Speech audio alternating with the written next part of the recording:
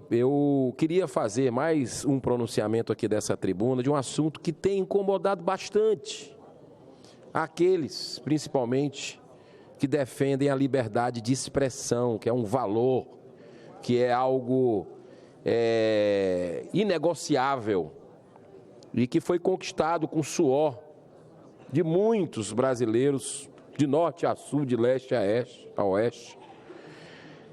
E a gente vê mais uma vítima, surge mais uma vítima, senador Espiridião Amin, do famigerado inquérito das fake news, onde um único ministro do STF funciona ao mesmo tempo como acusador, investigador e julgador, ferindo o Estado democrático de direito, o sistema acusatório, o devido processo legal e o artigo 220 da Constituição Federal, que em seu parágrafo diz que, abro aspas, é vedada toda e qualquer censura de natureza política, ideológica e artística. Agora, a bola da vez, a vítima, foi o combativo vereador de São Paulo, Fernando Holliday. Num dia, ele vai à tribuna da Câmara denunciar o cometimento de crime de nepotismo por vereadores do PSOL. No dia seguinte, exatamente no dia seguinte, o ministro do STF, ministro Alexandre de Moraes, aceita uma denúncia feita pela bancada do PSOL e manda a Polícia Federal investigar a possível participação de Fernando Holliday nos ditos atos antidemocráticos. Exatamente no último dia 14 de março, esse inquérito das fake news completou 4 anos de existência. Uma total anomalia jurídica. E tudo começou em 2019, quando o presidente do Supremo instaurou esse inquérito baseado no artigo 43 do Regimento Interno do Supremo Tribunal Federal, que trata de eventuais infrações à lei penal ocorrida na sede do tribunal. A origem desse procedimento investigatório foi uma publicação que afetaria a honra do ministro e as investigações arbitrárias seguiram no tempo, alcançando fatos diversos, como quebra de sigilo bancário e fiscal, de pessoas suspeitas de financiar notícias falsas, prisão de um deputado federal, além da suspensão de participação de pessoas nas redes sociais. Nós conseguimos, no ano passado, realizar uma audiência histórica, uma audiência pública, na Comissão de Fiscalização e Controle do Senado, para ouvir as vítimas desse inquérito. Eu acho que foi a sessão mais longa da história, pelo menos da CTFC, dessa comissão, que durou mais de 11 horas de duração.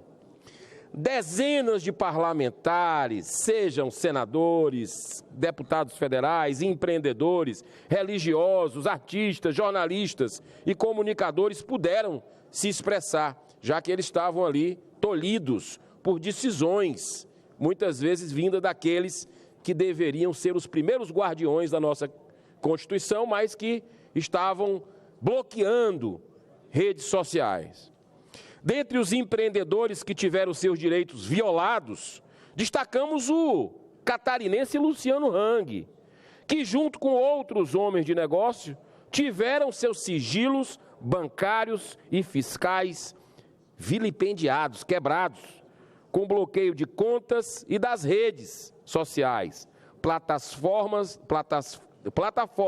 nas quais só o Luciano Hang tinha 12 milhões de seguidores. A razão dessa decisão autoritária consistiu no fato de que os empresários estariam tramando um golpe no país através de troca de mensagens de WhatsApp, o que nunca foi provado. É que todos eles eram conservadores, diga-se de passagem, e tinha um lado político, diferente do establishment, como a gente diz, do sistema. É crime você ter posição política. Jornalistas e comentaristas críticos, como Rodrigo Constantino e Paulo Figueiredo, tiveram bloqueados seus perfis nas redes sociais e olha só, senadora Damares, até passaporte retido, como se fossem criminosos. Esse é o Brasil de hoje, da democracia. Em nome da democracia, pode tudo, calar jornalista, parlamentar, empreendedor. Dentre os parlamentares, destaque para a multa de R$30 mil dada pelo TSE ao deputado Nicolas Ferreira, por ter feito críticas a Lula, ao presidente, durante a campanha. Ou então, o desbloqueio feito ao ex-senador e atual deputado José Medeiros, que recebeu uma espécie de liberdade condicional para voltar a se comunicar em sua rede social só ontem. Tal medida fere frontalmente o artigo 53 da Constituição Federal, que garante a plenitude da imunidade parlamentar quando diz, abre aspas, deputados e senadores são invioláveis, civil e penalmente, por quaisquer de suas opiniões, palavras e votos. A manutenção desse inquérito, senhoras senadores, senhores senadores, sem fixação de prazo para término, sem objeto definido e com a participação acanhada do Ministério Público, só encontra paralelo com situações vividas no Brasil durante as ditaduras. Lá pelos idos de 1933, durante a ditadura Vargas, foi criada uma polícia política, apenas para vigiar e perseguir aqueles cidadãos que manifestavam opiniões críticas ao governo. Ou então, em 1968, no auge da ditadura militar, quando foi instituído o famigerado AI-5, que permitia a prisão sumária de suspeitos pela prática de crimes políticos, sem direito sequer a habeas corpus. No inquérito das fake news, os advogados dos investigados não tiveram garantido sequer o direito ao acesso aos autos, impedindo assim a melhor representação dos seus clientes nos processos, em descumprimento flagrante do artigo 5º da nossa Constituição, que assegura o direito de ampla defesa e devido processo legal.